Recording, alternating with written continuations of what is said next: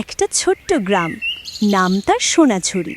গ্রামটা ছিল অনেক বড়। বনের ধারে একটা ছোট কুঁড়ে ঘরে থাকত রঘু, তার স্ত্রী ফুলমণি আর 2 সন্তান, পিউ আর ছোটন।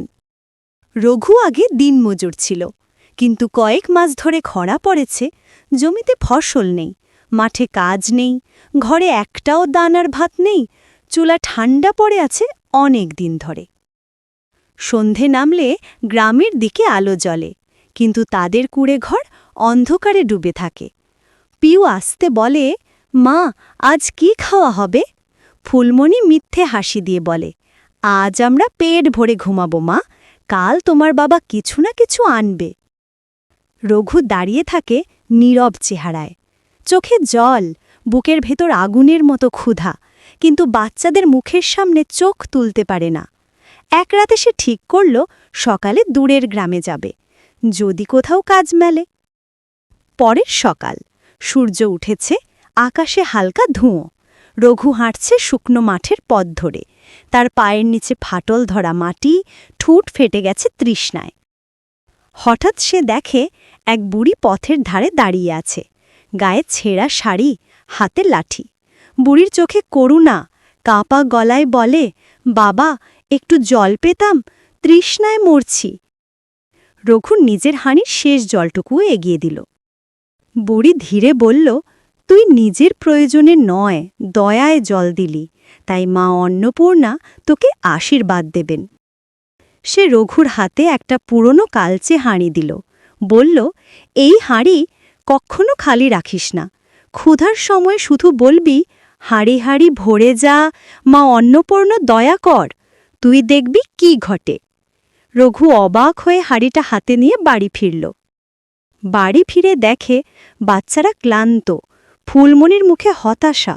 রঘু ধীরে হাঁড়িটা রাখল চুলার ওপর, তারপর বলল, হাঁড়ি হাঁড়ি ভরে যা, মা অন্নপূর্ণা দয়া কর। অমনি হাঁড়ি থেকে ধোঁয়া উঠতে লাগল, গন্ধ ছড়িয়ে পড়ল পুরো ঘরে। কিছুক্ষণের মধ্যেই হাঁড়ি ভরে উঠল গরম গরম ভাত, ডাল, আলু ভাজা আর রসগোল্লা পর্যন্ত।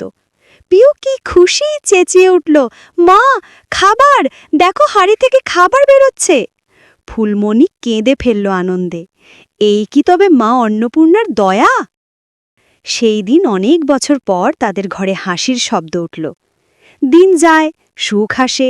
ধীরে ধীরে রঘু আর ফুলমণি হাঁড়িটাকে শুধু নিজেদের জন্য নয়, গ্রামের দরিদ্র মানুষদের খাওয়াতে লাগল। যেই ক্ষুধার্ত আসত তারা বলতো, মা অন্নপূর্ণার হাঁড়ি সবার জন্য।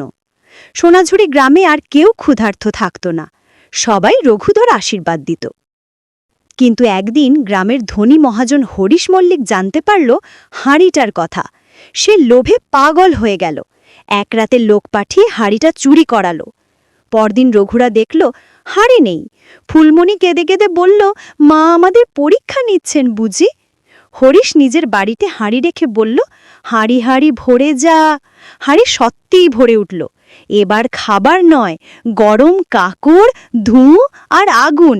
হরিশ চেঁচিয়ে উঠল, বাঁচাও! হাঁড়ি ফেটে আগুনে তার গোডাউন ভস্মীভূত হল। গ্রামবাসী বুঝল, লোভের কাছে জাদু টেকে না। রঘুর হাঁড়ি আবার ফিরে এলো। সেদিন গ্রামের মন্দিরে সবাই একসাথে প্রণাম করল। ফুলমণি বলল, এই হাঁড়ি আমাদের শুধু ভাত দেয়নি, শিক্ষা দিয়েছে, দয়া করলে পৃথিবী তোমায় ফিরিয়ে দেয় আশীর্বাদ। বাচ্চারা প্রতিদিন এক পেট খেয়ে অন্য ক্ষুধার্তকে খাওয়াত। আর যখনই কেউ প্রশ্ন করত, হাঁড়িটা কোথা থেকে পেলে, রঘু শুধু হাসত আর বলতো, যেখানেই দয়া আছে সেখানেই জাদু আছে।